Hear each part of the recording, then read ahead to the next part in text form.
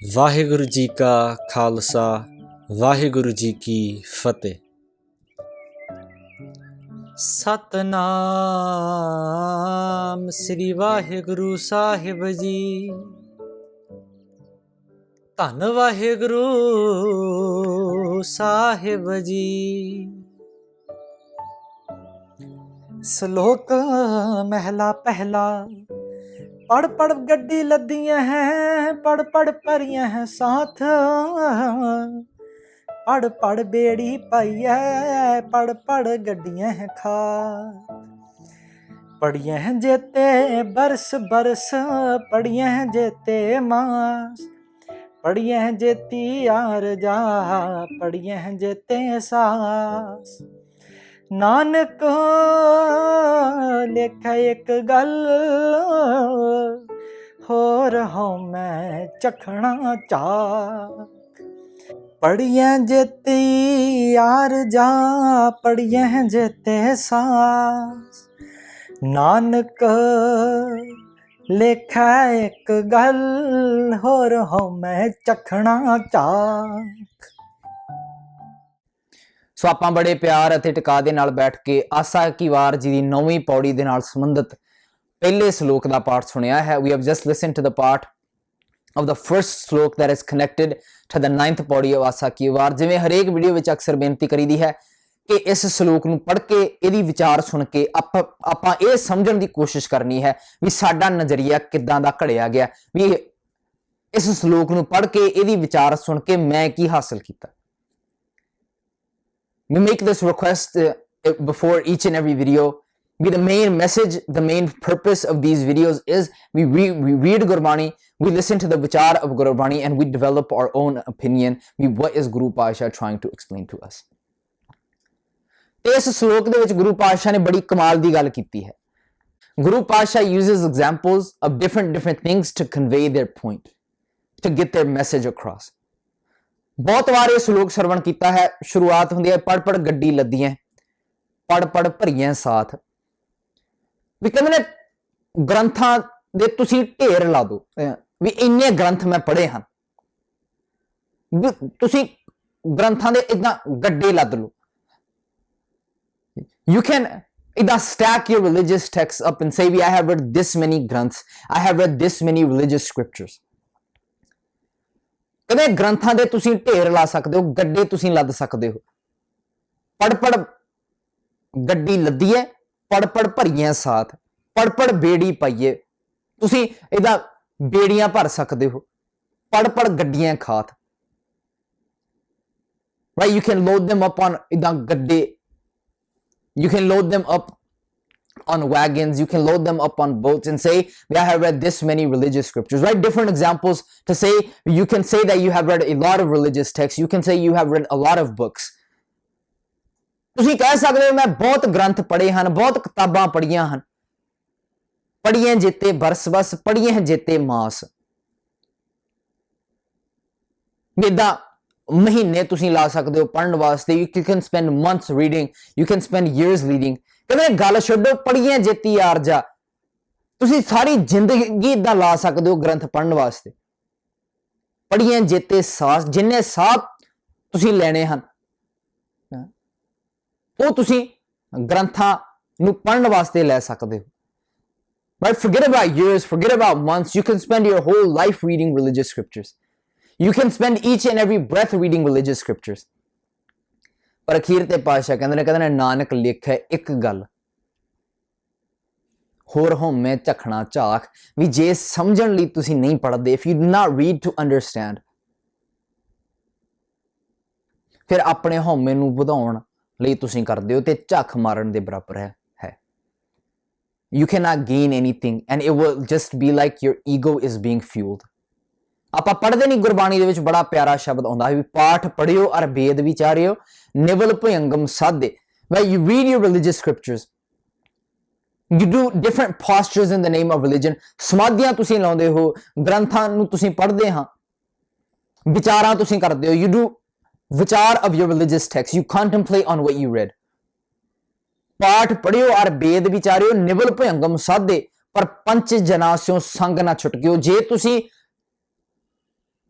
ਉਸ ਵਿਚਾਰ ਨੂੰ ਜੇ ਤੁਸੀਂ ਉਹਨਾਂ ਪੜ੍ਹਿਆ ਗ੍ਰੰਥਾਂ ਨੂੰ ਅਮਲ ਦੇ ਵਿੱਚ ਨਹੀਂ ਲਿਆਂਦਾ, if you do not implement what you read in your life, ਪੰਜ ਜਨਾਂ ਸਿਓ ਸੰਗ ਨਾ ਛੁਟਕਿਓ, and instead of gaining liberation from the 5 vices, what happened? Your ego just became fueled. You did not gain anything. Instead of gaining something, you lost connection with yourself and started saying, I am religious because I read this many scriptures. I am this because I do that. I do these things in the name of religion, so you should revere me. ਕਹਿੰਦੇ ਨੇ ਗ੍ਰੰਥ ਇਸ ਵਾਸਤੇ ਪੜ੍ਹਨੇ ਸਨ ਵੀ ਛੁਟਕਾਰਾ ਪ੍ਰਾਪਤ ਹੋ ਜਾਵੇ ਵਿਕਾਰਾਂ ਤੋਂ, ਇਦਾਂ ਮੈਲ ਧੋਤੀ ਜਾਵੇ, ਪਰ ਸਮਝਣ ਵਾਸਤੇ ਨਹੀਂ ਪੜਿਆ ਤੇ ਉਲਟਾ ਅਸਰ ਹੋ ਗਿਆ। ਜਿਹੜਿਆਂ ਵਿਕਾਰਾਂ ਤੋਂ ਛੁਟਕਾਰਾ ਪ੍ਰਾਪਤ ਕਰਨਾ ਸੀ ਨਾ, ਉਹ ਹੋਮੇ ਹੁਣ ਸਿਰ ਚੜ ਬੋਲਦੀ ਆ। ਸਾਡੇ ਨਹੀਂ ਕਰਦੇ, ਅਸੀਂ ਬੜਾ ਪਾਠ ਕਰ, ਅਸੀਂ ਤਾਂ 4 ਵਜੇ ਉੱਠ ਕੇ ਨਿਤਨੇਮ ਕਰ ਲੈਂਦੇ ਹਾਂ ਜੀ। ਠੀਕ ਹੈ ਜੀ, ਕਰਨਾ ਚਾਹੀਦਾ ਹੈ, ਪਰ ਦਿਖਾਵੇ ਵਾਸਤੇ ਨਾ ਕਰੋ। Read Gurbani, read Guru Granth Sahib ji, but don't do it to show off to people. ਦਿਖਾਵੇ ਵਾਸਤੇ ਕਰਦੇ ਹਨ ਵੀ ਨਹੀਂ ਅਸੀਂ 5 ਤਖਤਾਂ ਦੀ ਯਾਤਰਾ ਕਰ ਲਈ ਹੈ। ਬਹੁਤ ਈਵਨ ਇੱਥੋਂ ਤੱਕ ਜਿਹੜੇ ਲੋਕ ਖੰਡੇ ਦੀ ਪੌੜ ਛਕਦੇ ਹਨ, ਇਸ ਕਰਕੇ ਛਕਦੇ ਹਨ ਕਿਉਂਕਿ ਉਹ ਰੋਬ ਜਮਾਉਣ ਅਗਲਿਆਂ ਦੇ ਉੱਤੇ। ਅਸੀਂ ਕਿਰਪਾਨ ਪਾਈ ਹੈ ਜੀ। A lot of people that take amrit, that take khande batte di paul, a lot of the time, even though they do not want to admit it, they do so to prove to other people, they do so to control other people, to manipulate other people. Yo, you guys are wrong and I am right. Why? Because I'm wearing a kirpan. You are wrong and I am right. Why? Because I kept my case. ਖੰਡੇ ਦੀ ਪੌਲ ਛਕਣੀ ਜ਼ਰੂਰੀ ਹੈ, ਸਾਡਾ ਦਾਖਲਾ। There is our initiation into Sikhi, into the army of the Khalsa ਲਾ ਲਓ।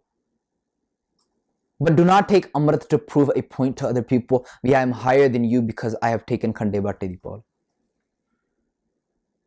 Then this shabad will apply to us. ਜੇ ਅਸੀਂ ਇਦਾਂ ਕਰਦੇ ਨਾ, ਫਿਰ ਗੁਰੂ ਪਾਤਸ਼ਾਹ ਕਹਿੰਦੇ ਹਨ ਪਿਆਰੇ ਇਹਨ ਬਿਦ ਮਿਲਣ ਨਾ ਜਾਈ, ਮੈਂ ਕੀਏ ਕਰਮ ਅਨੇਕਾਂ, ਹਾਰ ਭਰਿਓ ਸਵਾਮੀ ਕੈ ਦੁਆਰੇ, ਦੀਜੇ ਬੁੱਧ ਵਿਵੇਕਾ, ਵੀ ਵਿਵੇਕ ਬੁੱਧ ਹੋਣ ਤੋਂ ਬਗੈਰ, if you do not have knowledge, if you do not have wisdom, then all other rituals you do in the name of religion, they are all unfruitful.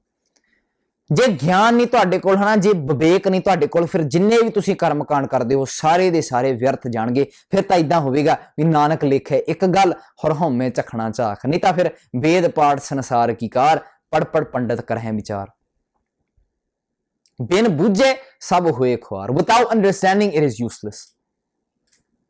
How many people, how many babbe, how many dere do ਲੜੀਆਂ Gurbani, but then they get caught up in the wrong things.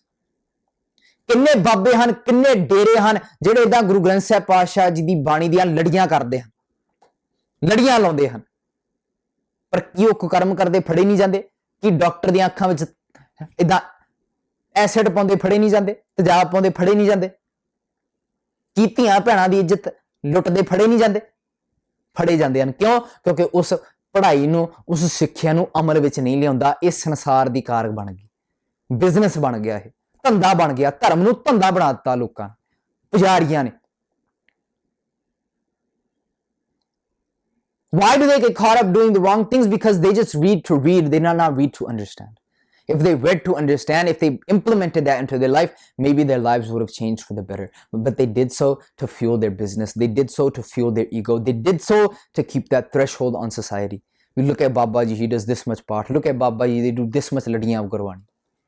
ਪਰ ਨਹੀਂ, ਗੁਰੂ ਪਾਤਸ਼ਾਹ ਕਹਿੰਦੇ ਨੇ ਸਾਰੇ ਝੱਖ ਮਾਰਨ ਦੇ ਬਰਾਬਰ ਹਨ ਜੇ ਬੰਦਿਆ ਤੂੰ ਆਪਣੀ ਸੁਰਤ ਨੂੰ ਨਾ ਬਦਲਿਆ, ਜੇ ਅਮਲ ਦੇ ਵਿੱਚ ਨਹੀਂ ਲਿਆਂਦਾ। ਨਾਨਕ ਲੇਖੇ ਇੱਕ ਗੱਲ, ਹੁਰ ਹਉਮੈ ਝਖਣਾ ਝਾਕ। ਇਸ ਕਰਕੇ ਗੁਰਬਾਣੀ ਪੜ੍ਹਨੀ ਹੈ ਪਰ ਸਮਝਣ ਵਾਸਤੇ ਪੜ੍ਹਨੀ ਹੈ। Read Gurbani but do it to understand it.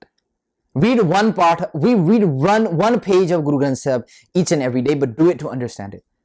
ਜੇ ਨਿਤਨੇਮ ਨਹੀਂ ਕਰ ਸਕਦੇ ਤੁਸੀਂ ਵੀ, ਜ਼ਿੰਮੇਵਾਰੀਆਂ ਹਨ, you have obligations, ਠੀਕ ਹੈ, do ਸਹਿਜ ਪਾਠ। ਇੱਕ ਅੰਗ ਤੁਸੀਂ ਪੜ੍ਹ ਸਕਦੇ ਹੋ ਗੁਰਬਾਣੀ ਦਾ, ਪਰ ਉਹਨੂੰ ਸਮਝਣ ਵਾਸਤੇ ਪੜ੍ਹੋ। But do it to understand. Don't do it just to read. Don't do it just to fulfill an obligation. ਇਹ ਨਾ ਹੋਵੇ ਵੀ ਹੁਣ 50 ਪਿਆਰਿਆਂ ਨੇ ਡਿਊਟੀ ਲਾਈ ਹੈ ਜੀ, ਅਸੀਂ ਤਾਂ ਪੜ੍ਹਨਾ ਇਦਾਂ ਇੱਕ ਓਂਕਾਰ ਸਤਿਨਾਮ ਕਰਤਾ ਪੁਰਨੇ ਪੜ੍ਹਨ, ਇਦਾਂ ਨਾ ਪੜ੍ਹਿਆ ਕਰੋ, ਸਮਝਣ ਵਾਸਤੇ ਪੜ੍ਹਿਆ ਕਰੋ, ਤਾਂ ਕਿ ਅਸੀਂ ਗੁਰਬਾਣੀ ਦਾ ਸਹੀ ਸਿਧਾਂਤ ਜ਼ਿੰਦਗੀ ਵਿੱਚ ਲਾਗੂ ਕਰ ਸਕੀਏ, ਤਾਂ ਕਿ ਗੁਰਬਾਣੀ ਪੜ੍ਹ ਕੇ ਵਿਚਾਰ ਕੇ ਸਾਡਾ ਇੱਕ ਨਜ਼ਰੀਆ ਘੜਿਆ ਜਾ ਸਕੇ। ਸੋ ਇਸ ਕਰਕੇ ਆਓ ਗੁਰਬਾਣੀ ਪੜ੍ਹਨੀ ਹੈ, ਹਰ ਸਿੱਖ ਨੇ ਗੁਰਬਾਣੀ ਵਿਚਾਰਨੀ ਹੈ। ਜਿਹੜੇ ਲੋਕ ਕਹਿੰਦੇ ਹਨ ਵੀ ਗੁਰਬਾਣੀ ਨਾਲੋਂ ਤੋੜਦੇ ਹਨ, ਯਾਰ ਅਸੀਂ ਤਾਂ ਕਥਾ ਸ਼ੁਰੂ ਕੀਤੀ ਆ ਗੁਰੂ ਗ੍ਰੰਥ ਸਾਹਿਬ ਪਾਤਸ਼ਾਹ ਜੀ ਦੀ ਬਾਣੀ ਦੀ, ਕਿੱਦਾਂ ਤੋੜਦੇ ਆ ਲੋਕਾਂ ਨੂੰ? ਹਾਂ, ਬਾਬਿਆਂ ਨਾਲੋਂ ਤੋੜਦੇ ਹਾਂ, ਪੁਜਾਰੀਵਾਦ ਨਾਲੋਂ ਤੋੜਦੇ ਹਾਂ, ਅਖੌਤੀ ਰੱਬ ਨਾਲੋਂ ਤੋੜਦੇ ਹਾਂ, ਤੇ ਆਪਣੇ ਆਪ ਦੇ ਨਾਲ ਅਸੀਂ ਜੁੜਨ ਦੀ ਕੋਸ਼ਿਸ਼ ਕਰਦੇ ਹਾਂ ਵੀ ਤੂੰ ਹੀ ਆ, ਤੇਰੇ ਵਿੱਚ ਹੀ ਆ ਜੋ ਬ੍ਰਹਮੰਡੇ ਸੋਈ ਪਿੰਡੇ। ਅਸੀਂ ਖੋਜ ਕਰਨੀ ਸਿੱਖਦੇ ਹਾਂ ਅਤੇ ਖੋਜ ਕਰਨੀ ਸਿਖਾਉਂਦੇ ਹਾਂ। ਜਿੰਨੀ ਸਾਨੂੰ ਸਮਝ ਆਈ ਹੈ ਉਨੀ ਅਸੀਂ ਵੰਡਣ ਦੀ ਕੋਸ਼ਿਸ਼ ਕਰਦੇ ਹਾਂ। ਜੋ the people ऐसे we disconnect people from Gurbani, yaar we have just started ladiwar katha of Guru Granth Sahib ji. How are we disconnecting people from Gurbani? We are disconnecting them from your dukana, we are disconnecting them from your dere, from your sampradava, we are disconnecting them from that pujari tancha, we are disconnecting them from that false image of God that has been placed in their minds for the last 200 years. But we are not disconnecting them from Gurbani, we are disconnecting them from that pujari structure, and we are trying to connect people with themselves so that they may fulfill their responsibilities. ਇਸ ਕਰਕੇ ਆਓ ਗੁਰਬਾਣੀ ਪੜ੍ਹਨੀ ਹੈ, ਵਿਚਾਰਨੀ ਹੈ। ਗੁਰਬਾਣੀ ਪੜ੍ਹ ਕੇ ਵਿਚਾਰ ਕੇ ਆਜ਼ਾਦੀ ਨਾਲ ਆਪਣੇ ਫੈਸਲੇ ਆਪ ਲੈਣੇ ਸਿੱਖਣੇ ਹਨ, ਜਿਵੇਂ ਕਿ ਸਾਡਿਆਂ ਪਾਤਸ਼ਾਹਾਂ ਨੇ ਲਏ ਸਨ। Read Gurbani, but read it to understand. Once you understand it, learn how to implement it, learn how to live life full of confidence, full of freedom, like our Guru Pasha, like our forefathers lived before us. ਆਓ ਗੁਰਬਾਣੀ ਪੜ੍ਹ ਕੇ ਵਿਚਾਰ ਕੇ ਇਹ ਨਜ਼ਰੀਆ ਸਮਾਜ ਦੇ ਵਿੱਚ ਲਾਗੂ ਕਰੀਏ ਵੀ ਅੱਜ ਦੀ ਡੇਟ ਵਿੱਚ ਸਾਡੀਆਂ ਜ਼ਿੰਮੇਵਾਰੀਆਂ ਕੀ ਹਨ, ਉਹਨਾਂ ਨੂੰ ਨਿਭਾਉਣ ਦੀ ਕੋਸ਼ਿਸ਼ ਕਰੀਏ, ਜਿਵੇਂ ਕਿ ਸਾਡਿਆਂ ਪਾਤਸ਼ਾਹਾਂ ਨੇ 500 ਸਾਲ ਪਹਿਲਾਂ ਸਮਾਜ ਨੂੰ, ਦੁਨੀਆ ਨੂੰ ਨਿਭਾ ਕੇ ਵਿਖਾਈਆਂ। ਅੱਜ ਲਈ ਇੰਨੀਆਂ ਬੇਨਤੀਆਂ ਪ੍ਰਵਾਨ ਕਰਨੀਆਂ ਜੀ। ਦਿਓ ਇਜਾਜ਼ਤ, ਬੁਲਾਓ ਫਤਿਹ। ਵਾਹਿਗੁਰੂ ਜੀ ਕਾ ਖਾਲਸਾ, ਵਾਹਿਗੁਰੂ ਜੀ ਕੀ ਫਤਿਹ।